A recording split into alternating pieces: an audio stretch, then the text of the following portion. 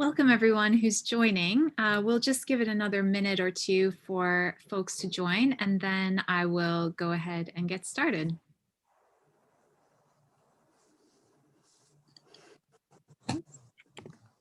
Welcome everyone who's joining. We'll just give it another minute or two for...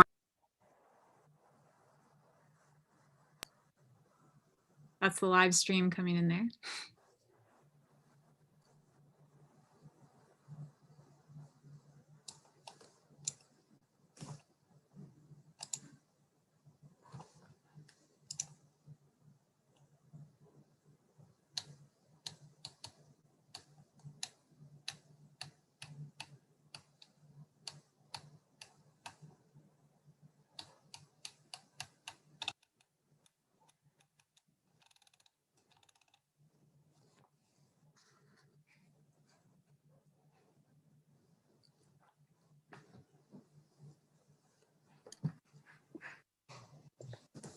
Okay, welcome everyone to our PCMLP Global Media Policy Seminar today.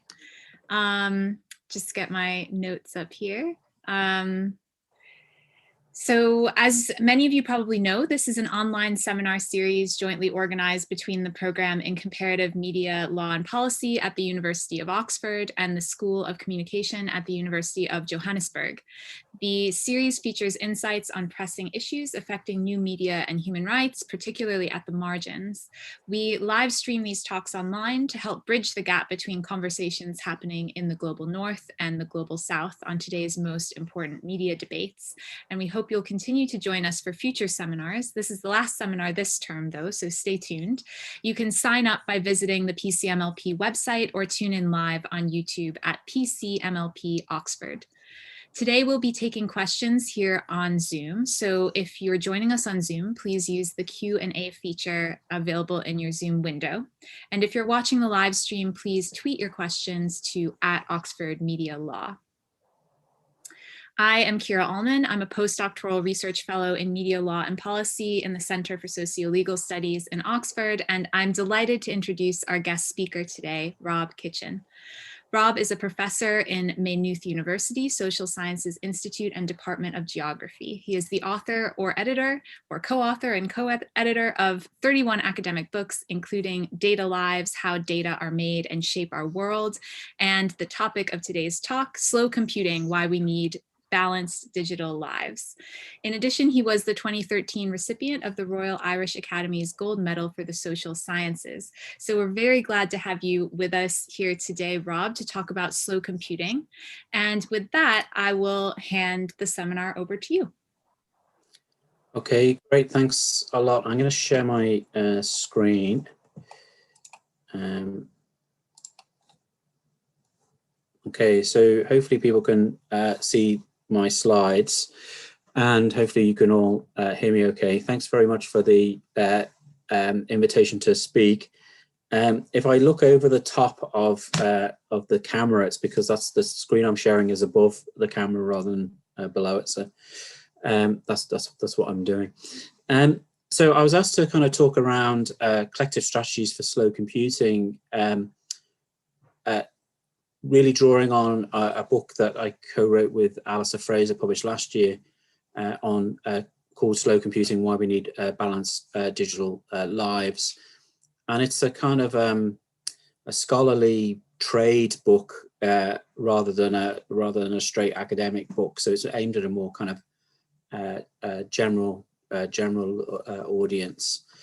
But very much drawing on kind of contemporary academic ideas around time and digital tech and around data extraction. So, and they're the themes I'm really going to talk about. So I'm going to start by talking about time pressures and the ways in which digital life is. Sorry,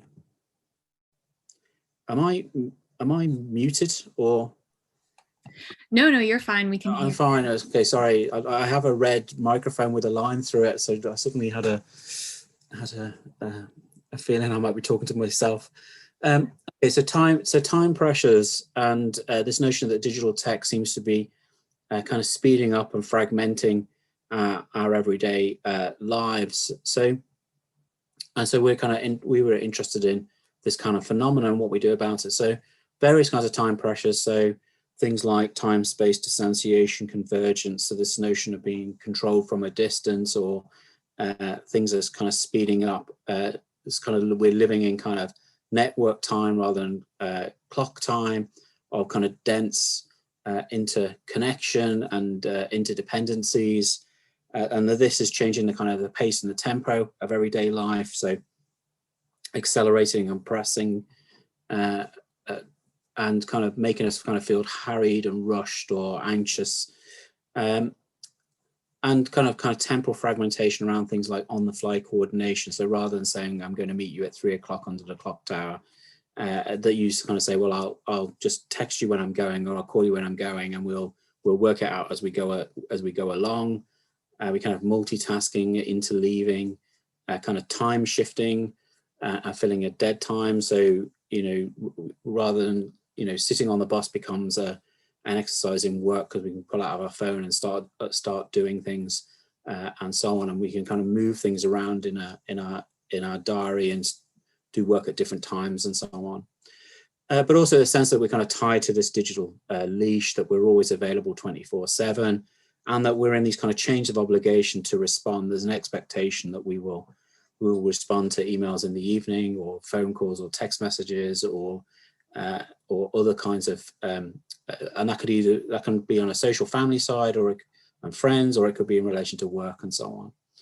And a sense of which there is working time drift, that we're working longer hours and overwork becomes the norm, and that we're kind of there's a kind of a time scarcity, and a sense of which there's not enough hours in the day, and that these things are very difficult to avoid, because there are social expectations and obligations to do them from family, friends, from work, and so on. There are structural imperatives. It's just part of what's expected from our employers and so on.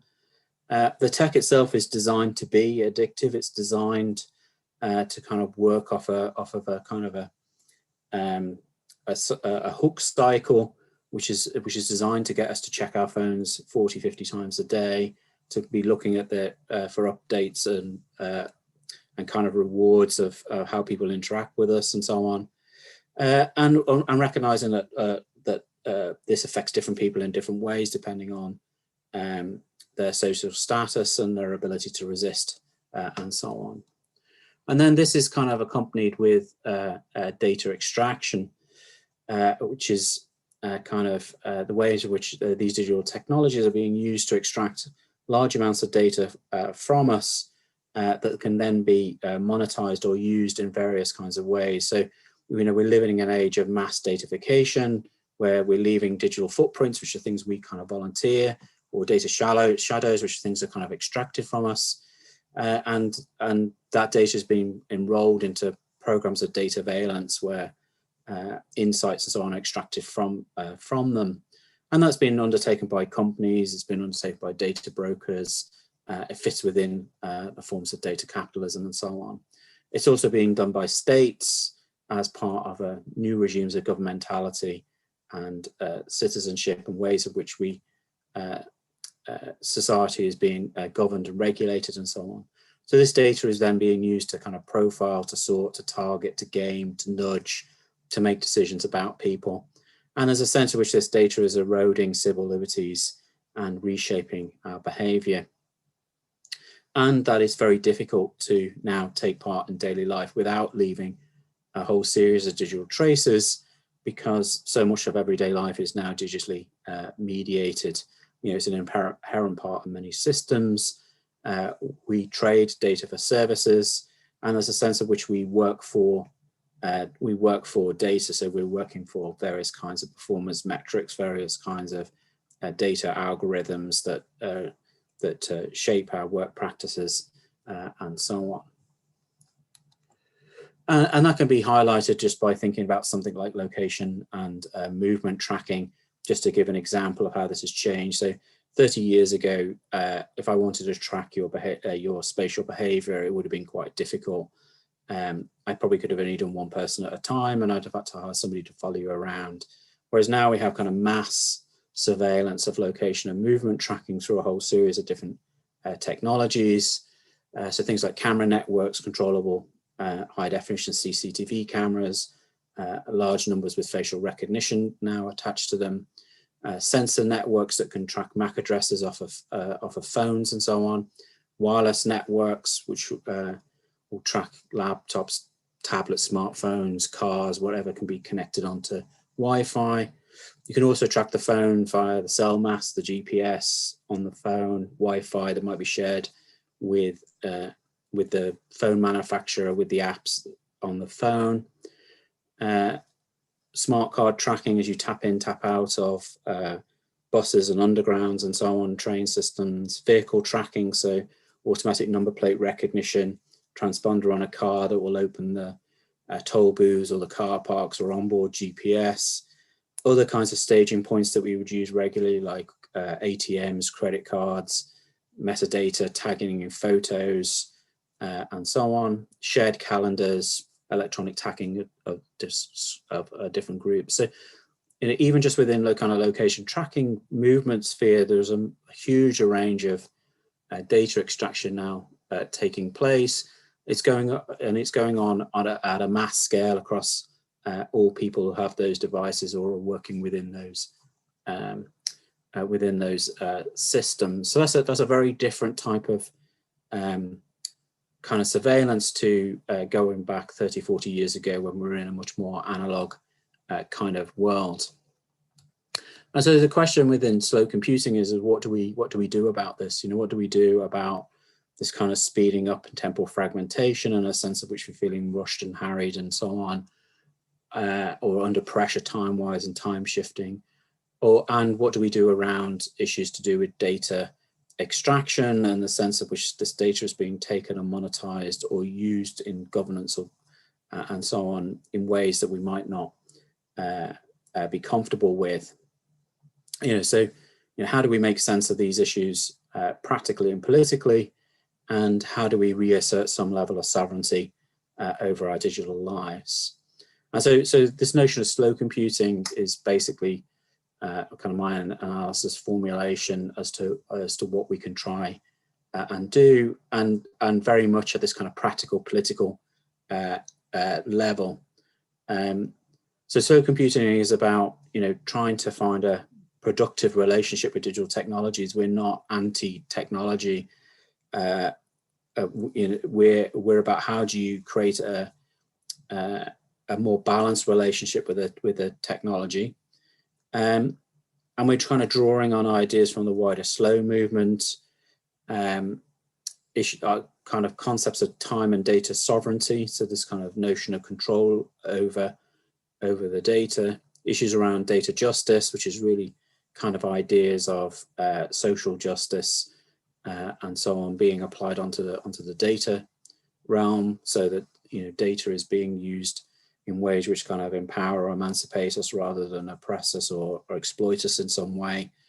And drawing particularly on the notion of an ethics of digital care, which I'll talk about in a moment. So this is not about total withdrawal or detox. It's about balance, and it's about trying to enact a different kind of digital life and society. And this ethics of digital care, I guess, is the kind of the idea at the root of the book, which is around kind of individual and collective responsibility, obligations, and duties around these kind of temporal and extraction aspects of digital life. And it's really drawing on ideas from the feminist literature around ethics of care, centered on notions of reciprocal and non-reciprocal care. So reciprocal care is this notion that we would expect to be treated, we would treat other people as we would expect ourselves to be treated. And non-reciprocal care is a notion of we are looking after people because we have some form of obligation, which could be related to family, friends, and so on, or in relation to colleagues, or it could be more altruistic and kind of volunteer labor and so on. And the idea is really around a kind of a moral action at the personal and collective level to aid oneself and to aid others. So it's a kind of a related but different notion to kind of social justice, more focused on kind of practical intervention and so on, rather than rights and entitlement. And in the book, we kind of develop out a couple of different notions of kind of ethics of care around time sovereignty and around data sovereignty. So we could talk a bit around things like ethics of deceleration, of disconnection, of asynchronicity, and ethics of the future. And on the data sovereignty side, a kind of an ethics of privacy and of forgetting, and an ethics around artificial intelligence and data use. And we very much kind of focus on how things are, there's not the same kind of opportunities for everybody to be able to enact these kinds of things, and there's not the same kind of, and people are affected differently by these processes. And that a lot of these issues are structural and they're not easily fixed by individuals, and that they require a collective ethics of digital care, because they require institutional and political and societal kinds of fixes. At the same time, we can take some level of individual responsibility and try to assert some level of individual kind of sovereignty. So, in the book, we kind of talk a little bit around this in relation to time and data extraction. And we set out a whole series of different practical interventions to do with this. These are kind of, on the slides, these are kind of top level things rather than all the little kinds of things you can do. But, so kind of, this notion of kind of taking control of temporality. So trying to take control over pace, tempo, scheduling, and so on. Ideas around things like structured rest and work, having much more ordered, planned kind of days, rather than this kind of on the fly, fragmented, constantly shifting, changing, which tends to be quite stressful, and so on. Blocking work and disconnecting outside of work hours, trying to run off a clock time rather than run off a network time.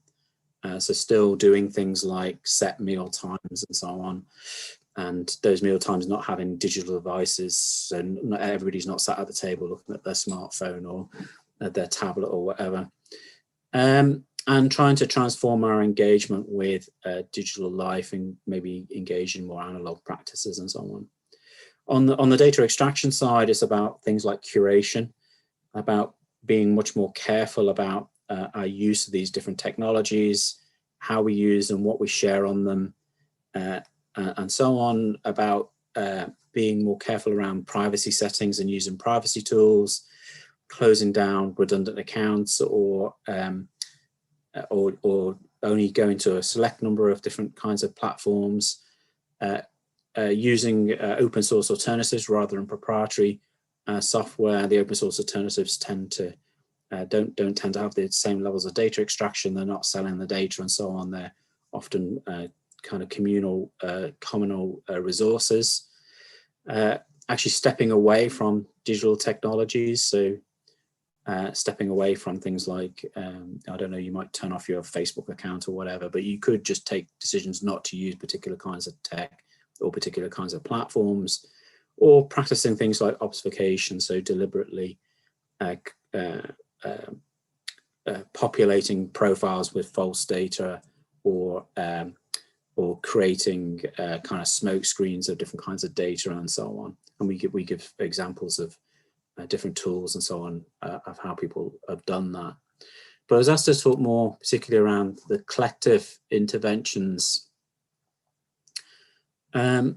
because those individual things only get us so far. A lot of this stuff is structural and institutional, and while we can claim some level of individual autonomy, that's not available to everybody.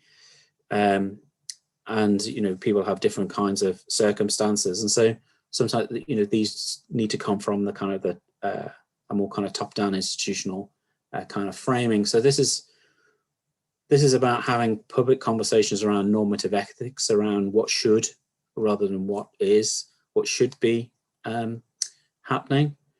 And it's around kind of changing policy, changing regulation, creating new laws around things like working time and working practices. So the idea of the right to disconnect, which I'll talk about in a second, or around data extraction. So things like GDPR, privacy by design, group privacy, and so on.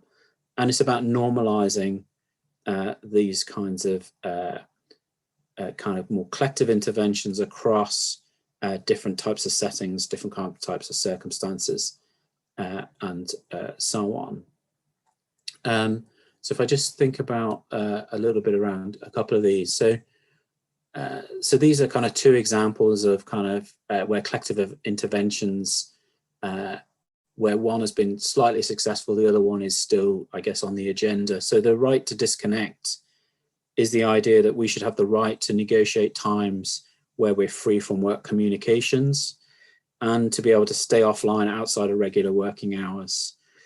Now, there are new national laws in France and Italy, for example, that give you the right to disconnect, although they're limited and their penalties are rather weak. In France, it only applies to companies with more than 50 employees, but it does provide you with the right not to answer the phone or text message or email outside of your normal working hours, or when you're on holiday, you can't be disturbed, and so on. There are a number of companies that have voluntarily adopted this, so particularly in Germany with companies like Bayer, Daimler, and so on, who adopted this voluntarily because they've come to believe that their workers are more productive if they're less stressed, less hassled, better rested. Their workers are more innovative, more creative. They get less worker churn in terms of who they're employing, and so on. So they've adopted this actually as a productivity measure. They see worker well-being as being a key part of being a profitable business, basically. Now, the right to disconnect is just one kind of strategy here. It's a necessary but insufficient move, in the sense of there's a whole series of other kind of slow computing rights around working practice and workplaces that are needed to really create kind of slow computing workplace. But it's kind of a step in the right direction and kind of illustrates what kind of collective bargaining around conditions and well-being can do. And some of this has come through the work of unions and so on. I don't know if you can kind of see the image in the background there on what's going on, but that's outside the Irish Parliament, and there's a government minister there and somebody else from another political party. There's a couple of people from civil rights organisations and a couple of people from the unions, and the Irish government is in the process of putting in place the right to disconnect legislation at the minute. And a couple of companies have gone this way. So AIB, one of the banks, has given its employees, I think, the right to disconnect. Another area is around group privacy. Nearly all of our interventions around privacy at the minute are focused on individual interests and on individual personal harms. And that kind of fails to recognize that there's a lot of information about groups within data, within things like open government data, and particularly within data brokers where big data analytics are actually trying to identify groups and then act upon those groups. So the thing around a group thing is it enables members of those groups to be selectively targeted and treated. But because there's no public identifiable information within the group profile, it's not subject to privacy and data protection rules in the same way. So that means you can use the data to kind of spatially sort groups and to differentially treat them. Now that creates particular problems particularly for marginalized groups who are already collectively victimized. And there's no real kind of legislation protecting around kind of group harms, group privacy harms. And so there's been a kind of a move to kind of highlight issues around group versus individual privacy and what kind of interventions might happen there. But as yet, I don't think there's really been any legislation anywhere or regulations on that side of things. It's an ongoing kind of issue. And all these collective interventions can be done by a whole series of different groups, so communities around civic tech, around data activism, around open source projects, workers and unions around workplace practices and rights and entitlements, companies themselves who are maybe looking to do market-led regulation rather than state-based regulation, who might adopt privacy by design, who might see privacy as a competitive advantage, who might see the right to disconnect as being in the company's interest, through non-governmental organizations, so creating privacy enhancement tools, doing political campaigning. That's been really important around things like privacy legislation. Could be political parties themselves who see this as part of their manifesto, who create policy proposals and see it as a way of enacting a kind of social change. And it could be through public bodies and either state agencies, government departments, and so on, who see this as a kind of way of setting agendas, creating new regulations and laws, setting out governance and oversight, and so on. Now, I'm just going to kind of finish it up really by talking about this in relation to COVID, because I think it's kind of illustrative of what collective action has done partly in relation to this, and it also kind of illustrates the kind of data extraction and kind of how data has been used around governmentality and trying to limit location and movement during the pandemic. And so one of the things that happened very early on in the pandemic was a turn towards technology as a way of trying to create a solution to limit the spread of the disease. And there were a number of different technologies that people kind of looked at. So things like smartphone apps, facial recognition and thermal cameras, biometric wearables, smart helmets that had thermal cameras on, drones that would monitor public spaces around crowd movements and so on, and predictive analytics for making sense of the data. And they were used for a number of different reasons, so contact tracing, quarantine enforcement, travel permissions, social distancing and movement monitoring, symptom tracking, and so on. And they kind of raised a whole series of ethical questions concerning their kind of deployment and how they were reshaping everyday life and how they were kind of normalizing this kind of mass surveillance of location and movement. And it kind of raised a series of different kinds of questions. Now, this is quite a busy table, and I'm not going to go through it in detail, but just to kind of show the kind of the debate that then kind of happened on social media, within the political domain, and so on. So there was a kind of and the kind of the ethics of what was being debated. So there was a kind of I've split the table into three bits, which is kind of technical, practical, which is around how the ethics of the tech works. There's kind of civil liberties and citizenship issues, which is the ethics of what the tech does. And then there's kind of a question around kind of surveillance capitalism, which is a kind of an ethics of what the tech facilitates. And so there were real questions around whether the tech could actually deliver on what it said it was going to deliver. You know, we were going to do mass contact tracing through smartphones, which inherently raised kind of privacy concerns, and yet there were questions around whether the tech was sufficiently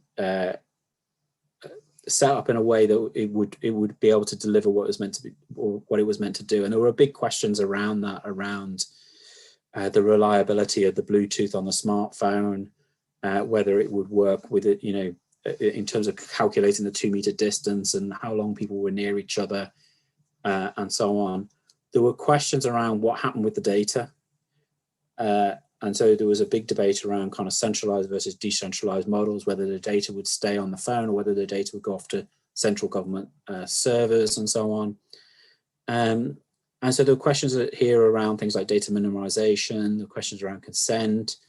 Now the privacy questions to me were interesting, but the bigger kinds of questions to me were around governmentality and what the data was being used for, and the way in which it was being used to kind of try to reshape behavior and so on. So the questions here around kind of social and spatial sorting, about redlining, around population profiling, around control creep. So technology being designed for one purpose now starting to be used for something else. And then that technology being used for something else again. So an example of that would be the contact tracing app in Singapore was introduced on the basis that it would only be used for contact tracing in public health. Whereas in January this year, a court in Singapore ruled that the data could be used in a murder trial around the location movement of the phone as demonstrated through the app. So there's clear control creep from public health into policing. Issues around normalization, so this technology becoming normalized and lasting after the crisis. Issues around authoritarianism in terms of once the technology is in place and it's been part of the state surveillance, and again, some of the Chinese technology introduced, such as the permission tracking, is probably not going to be removed after the pandemic. Questions around due process, oversight, redress, and so on. And then on the surveillance capitalism side, there's kind of an ethic of what the tech facilitates. So this is state-sanctioned surveillance capitalism. It's kind of normalizing the kinds of technologies that these companies are using, and it's also creating new market opportunities for them. It's creating gateways into public health and other state data. It's deepening data shadows, and it's kind of COVID washing, if you like, kind of ethics washing of the activities of some of these companies who are now providing the data to monitor public health. So there's questions here around those kinds of things. And yet in response, there was a kind of a collective bargaining to try and head off some of the kind of kinds of issues that were being raised. So the debates kind of happening on social media that were then spilling over into the political arena. There were kind of a series of organizations like the Electronic Frontier Foundation, the American Civil Liberties Union, the Ada Lovelace Foundation, and probably important in a European context, the European Data Protection Board started to try and set out boundaries around how this technology would work to minimize kind of data extraction. And these were the kinds of, the bullet points are the kinds of things that they were trying to get governments to agree should be embedded into the tech. So the data collection is based on science and need. It must always be transparent in its aims, intents, and workings. The tech must have an expiration date. So once the pandemic is ended, the apps disappear. There's a privacy by design approach, so anonymization, strong encryption, access controls. It should be opt-in and consent sought rather than opt-out. There should be a specification of the user requirements. There should be a data protection privacy impact assessment. The source code must be published. Now, in the Irish context, this became quite important because this kind of collective bargaining by people like the Irish Civil Liberties Union, groups of academics, which I was kind of involved in, led to the Irish government moving from a centralized to a decentralized model. And it led to them doing all of this. So all of the Irish code, for example, is published. You can see exactly what's in it. There was a data protection impact assessment, which didn't seem to be on the agenda until it was pushed for, because this was about speed. This was about getting the tech in place very quickly. So collective bargaining around this had an effect in terms of what tech was put in place in different places, but not always completely successful.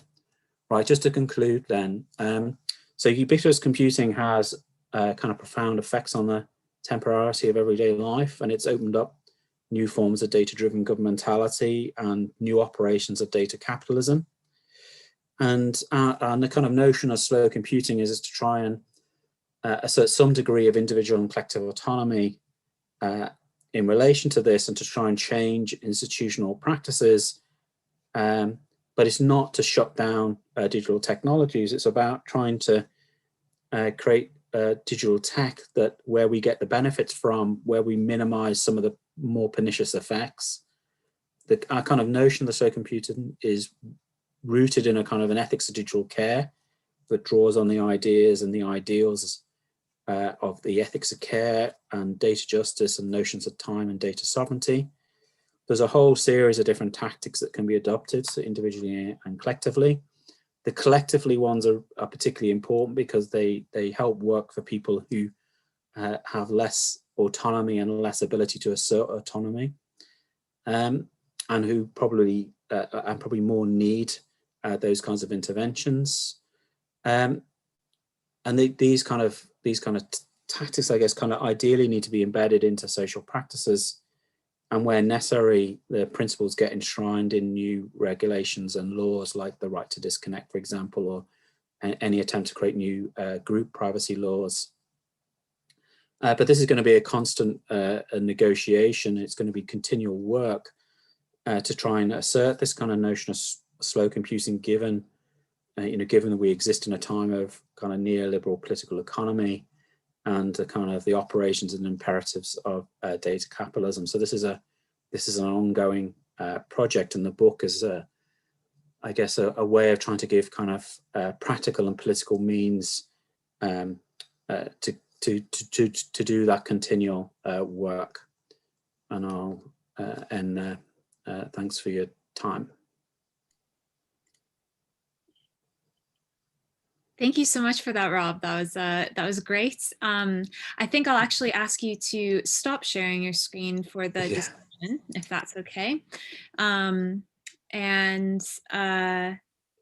yeah, I'll go ahead and get started with the first question. I'm really glad that you integrated a reflection on COVID, and you referenced a piece that you had written on how all of these issues that factor into slow computing are significant, in particular in the COVID era. And as an anthropologist, I'm kind of always curious about the lived experience of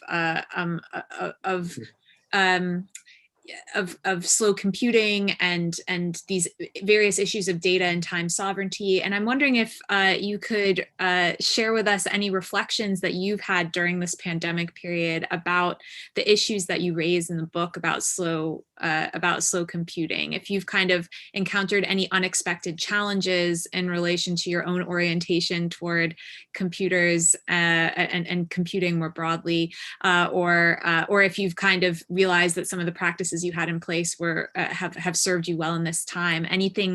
Any reflections from your own experiences?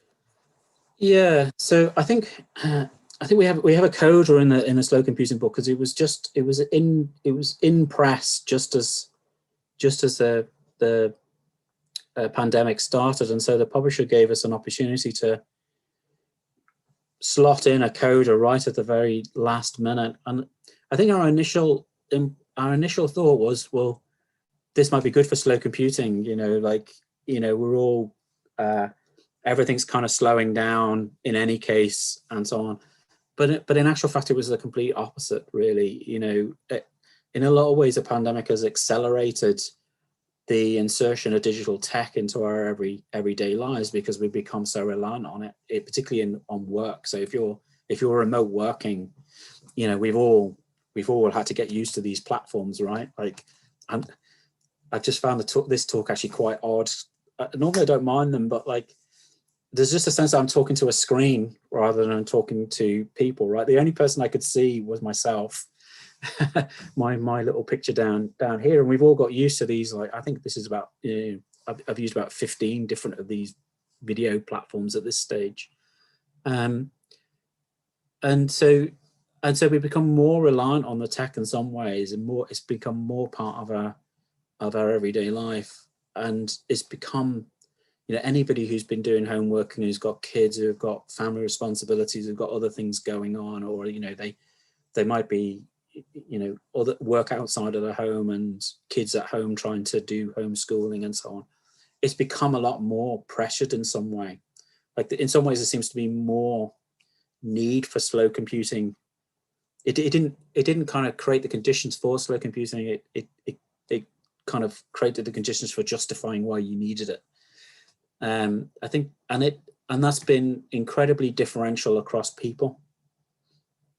So my experience is probably slightly different to Alistair. Alistair is like, is a single parent at home with 2 kids, trying to do homeschooling and trying to teach his lectures online and doing whatever. Whereas I'm at home on sabbatical by myself, and it's a different, whereas somebody else who's maybe, in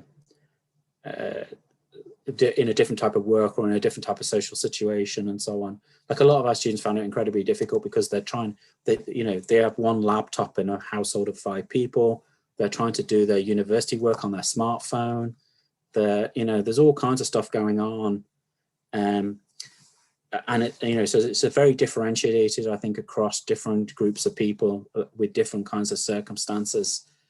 But it's certainly made us all more aware, I think, of the extent to which the digital kind of is a part of our everyday life now. And as it has accelerated things like changing work practices around home working and so on, which is very much kind of changing the relationship between home and work, right? That Yeah, drawing those boundaries has become just so much more difficult, I think, in the COVID era. And yeah, I think that your points about kind of the mixture of like optimism and pessimism that I've felt personally in relation to our kind of collective relationship to technology has really kind of changed a lot over the course of this pandemic. I think your point about how the pandemic period seems to have sort of more made the case for slow computing as opposed to kind of opened up opportunities for doing it is an interesting one. But the COVID tech was very interesting as well, because that was very fast, and it was a very quick turn to, technology can solve this. And so that debate happened in a very compressed period of time, really from kind of March to about May, because most countries have got their contact tracing apps in place by May or June. And so it was a very quick kind of political debate that went on, and people trying to put in place checks and balances in a very quick way. So I think that was kind of interesting as well. One, this notion of kind of technological solutionism, that the tech will solve things, and quite clearly hasn't. Like a lot of this contact tracing apps has been, it's very interesting that we have very little feedback or data about their efficacy. Like how many people were actually traced through these, in fact, the manual contact tracing has actually been way more important than what's happened with the phones and so on. And, so that's been kind of interesting as well, I think. Yeah, absolutely. I mean, I think bringing that the COVID tech itself into the conversation is really important too. So I see that we have a question here from Mark, who would like to know what would slow computing look like within higher education? It feels further away than ever after a year of online teaching. I think a lot of folks can identify with that. Yeah, I think so.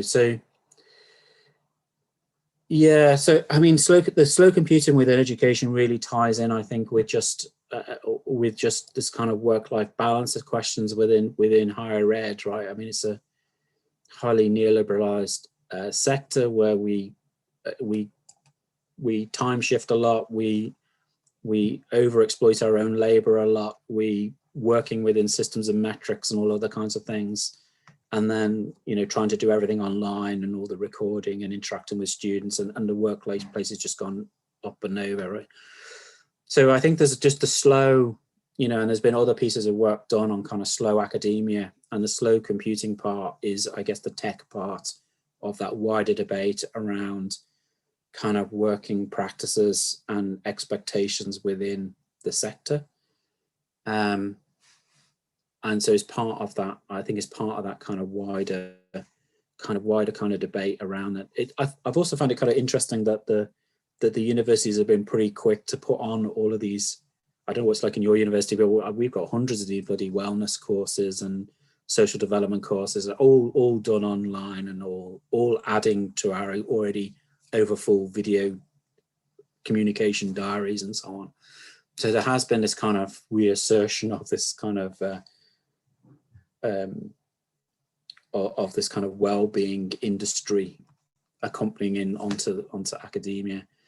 But yeah, I think I don't know what will happen after the pandemic, and you know, in terms of whether there's a kind of a stepping back and stepping down, or whether this becomes normalized and part of a new normal, and this kind of online education becomes a kind of a supplement to, and I could probably see that might happen in the UK, where because of Brexit and other changes, international student markets and so on will disappear, and so the online market might be seen as a way of replacing income stream around that. So you might get an expectation that members of, you know, academic staff will be doing both in class and online lecturing, rather than going from in class for going online back to only in class. You might see a dual system emerge, for example, and that might be something that needs to be actively campaigned against through the unions and so on. There's no doubt, just from talking to my colleagues, that, you know, they're way more stressed and feel a lot more under pressure at the minute trying to do everything online than previously. Yeah, I mean, it's interesting these days. I'm always so relieved when someone suggests doing just a voice call for something and I don't have to sit on a video. And it's interesting, the proliferation of video content on the one hand kind of shows, yeah, an interest in well-being, and on the other hand, in the very format, almost undermines it at the end of the day. Yeah. We have a question from Samantha, which is actually quite similar to another question that we got from somebody anonymous, so it's very mysterious, which is, would you say that the initial intention to make technology a social imprint was to shrink our social lives into one entity, making our lives the source of production for the benefit of one actor? And I'll add the other question to that. What actor do you think might, in the global system, might benefit most from this shrinking of our social lives that you discussed?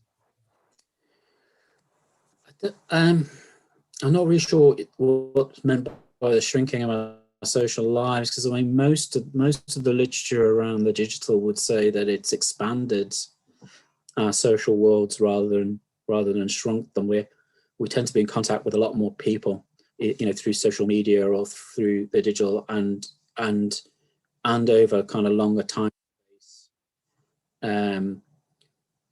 You know, so you interact with people kind of globally rather than just locally, and I think there's a whole series of different actors in here, right? So you know, there's the state and various branches of the state. There's employers, there's civil society, and so on. So there's a bunch of different kind of actors who are operating both on the temporal side of things and on the data extraction side of things, like, and you know, our proliferation across loads of different, you know, databases inside of different organizations is enormous at this stage. You know, and there are different you know, there are different reasons driving this, right? So on the state side, it's about governance and control. On the company side, it's also about governance and control of workers and so on, but it's also about profit and extracting and accumulating profit. You know, social organizations, NGOs and so on will say this is about quality of life, and this is about enhancing society and providing new opportunities and empowering people with tech and so on. So there are lots of different kind of, you know, I guess political ideological registers going on here, and there are, you know, different motivations, and there are different effects that happen.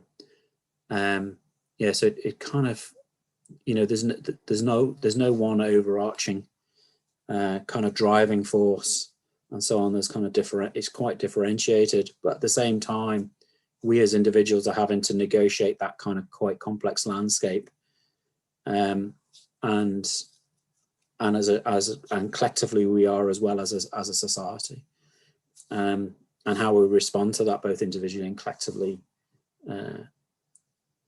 can be quite diverse. So what will what will work for me and my family might be quite different to what will work for you and your family in terms of slow computing practices and how we see things. I mean, and just your relationship to digital tech and so on. Like my household here is pretty analog. Basically the laptop and my smartphone, and that's probably near enough it. There's nothing else networked. I don't have any, I don't have Alexa or any of that kind of stuff. I don't have a smart TV. I don't have whatever, and I have no interest in it either. But for other people, they like that level of engagement. They want that kind of connectivity, but they don't necessarily want all the data extraction and that goes with it as well.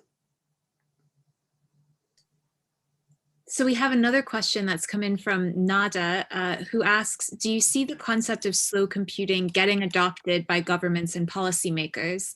How would that look if they need to keep efficiency in governance? Yeah, so we already see aspects of slow governance being adopted by governments and policymakers. So things like the right to disconnect, things like privacy by design, in the European context, GDPR, but also elsewhere, privacy laws, and so on. We do see some workplaces doing things like looking at their workplace practices, and so those kind of German companies I talked about, but also things like spaces where you're kind of disconnected, in the same way that you'd have quiet carriages on trains, that you would have places within a workplace where you can kind of have downtime and so on. So yeah, there's lots of scope to take things like Barcelona is quite a good example in some ways. As a city, it made the decision it was going to adopt a policy called technological sovereignty, which basically said any piece of technology bought and used by the city had to serve citizens rather than serving necessarily the state or corporate capital. And so they've gone through a process of moving to open source tech rather than proprietary tech, for example, of creating their own infrastructure, digital infrastructure, rather than and so on. So there's been you'll find in different places there has been a move towards policy, like Medellin in Colombia, for example, has a policy of any of its smart city projects can't gentrify. So it can't displace people who are already there. The tech has to serve the people who are already there. So that's part of their city policy.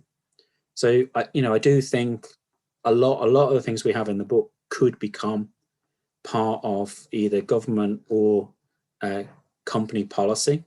It could be formalized into law, like the right to disconnect or group privacy, and it could be part of what civil society does as well. A lot of stuff around workplace well-being, for example, could adopt a lot of the things that we talk about. Yeah, that's great. I think it's such an interesting question when you think about the telescoping of scales, the individual, the collective, and then kind of the policy level. And that's kind of what I thought was kind of interesting, those tensions in the talk that you gave today. Because when you think about this as a policy question, there are sort of slightly different considerations than there are when you think about it as sort of an issue of raising awareness or an issue of individual responsibility, and sort of what's the balance there. So I think we have time for kind of roughly one more question, unless we get another one that comes in. So I'm going to throw one in myself now, which is really about kind of how slow computing is related to broader kind of inequalities in internet access and use. And so I think what's kind of interesting to me, because I study the digital divide kind of writ large, is that the very need for slow computing in a way illustrates a yawning gap that's emerging between kind of the highly connected countries where we're feeling overwhelmed by connectivity and let's say or underconnected countries or even just communities that are still kind of aspiring to get access and to achieve the same levels of connectivity. And I'm wondering if you've thought about kind of what slow computing says or tells us about internet inequality or equality in a broad sense. Yeah. So yeah, you're right. It differs in that we're living UK and Ireland, we're living in a highly digitally saturated kind of environment. It's kind of expected that we would have a lot of these devices and they would be part of our workplaces, and also how we interact with the state through e-government and e-governance and so on.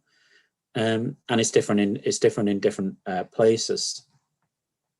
At the same time, the mobile phone is pretty penetrated everywhere at this stage. And in a lot of countries, access to the internet really is through the phone and through certain platforms and so on. And state surveillance through government databases and data surveillance and computer systems is pretty universal as well to a large degree. And some countries have gone through, large processes to try and make that the case, so the Aadhaar system in India, for example, which has about, I think, 1.2 million people now registered within its biometric database, as a way of trying to manage proper access to services, but also access into private services. Like, it's pretty difficult to get a bank account without having a kind of a Aadhaar registration and so on. So even within those systems, you would still make a case around slow computing, around data extraction, and around governmentality, around regimes of discipline and control, and so on. It's not kind of black and white. These places are disconnected, they don't need it, and these places are connected and they do need it. Like, depending on where you are, and in some countries the grid is quite dense at this stage. So China is,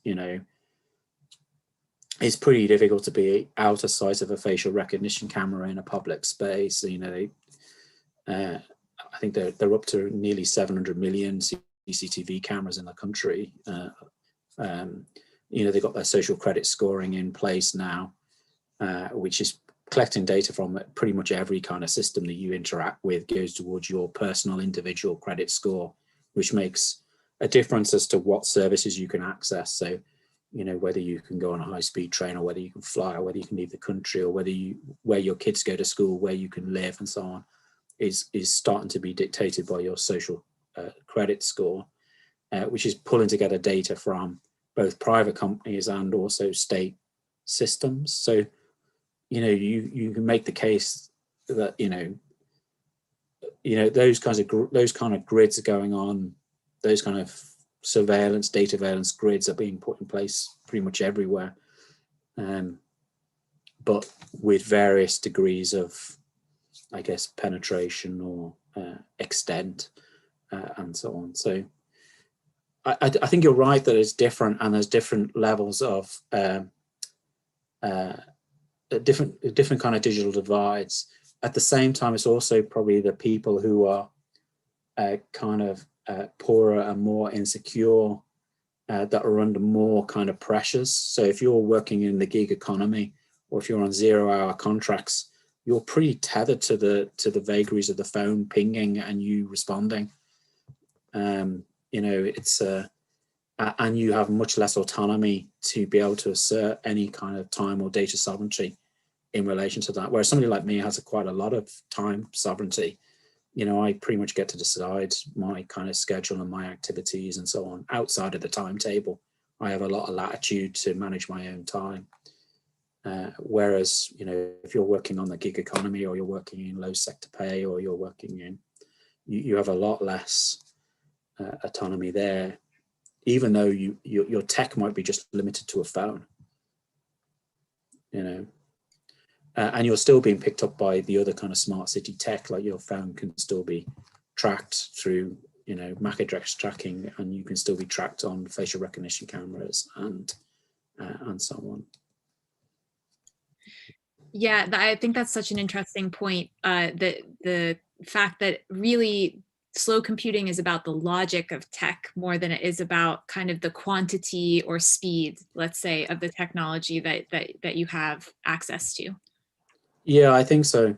Yeah, it's about how we've set up our digital systems to serve particular kinds of purposes around governmentality and around capitalism, and how we sit with inside that, and how we kind of resist and subvert and transgress and try to find some level of autonomy in that, and at a collective level, how we try to change that, how we try to temper some of the worst excesses of how, you know, whether that's in more authoritarian regimes where it's kind of state-led kind of practices, or whether it's in trying to rein in some of the excesses of capitalism and so on, and the way kind of neoliberal political economy works.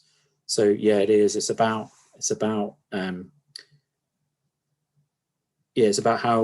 how you try. So for us, slow computing is basically, you know, these kind of practical political interventions to try and deal with that kind of ideology around time and data in a kind of a digital age, basically. That's great. I feel like that's a great point to end. I mean, just to get where we're coming from here really is that there's loads of work that critiques this, but there's not that much that actually tells you what to do. And so we were trying to write a book kind of saying, well, rather than just say this is all bad, it's like, what do we do about it? You know, what can we do both individually and collectively? What can we try to do to change it? You know, and you know, that's what we were trying to do, is maybe just be a bit more kind of interventionist, I guess.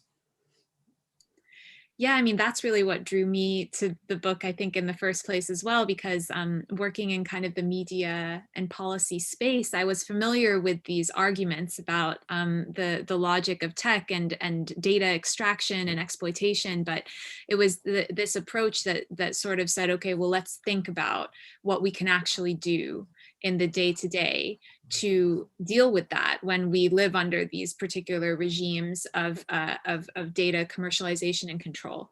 And that, I think, is it's a really interesting question that deserves, I think, a lot more exploration and experimentation, trial and error. And so, yeah, it's something that I thought was quite interesting about the book. Okay, great. Yeah. Great. Well, I think that brings us to the end of our seminar, and really all that remains is for me to thank you again, Rob, for joining us and sharing those insights from slow computing with us. Thank you so much. You're all right. That's great. Thank you very much for letting me waffle on. Not at all. Not at all. All right. Great. Well, thank you very much, and goodbye for now.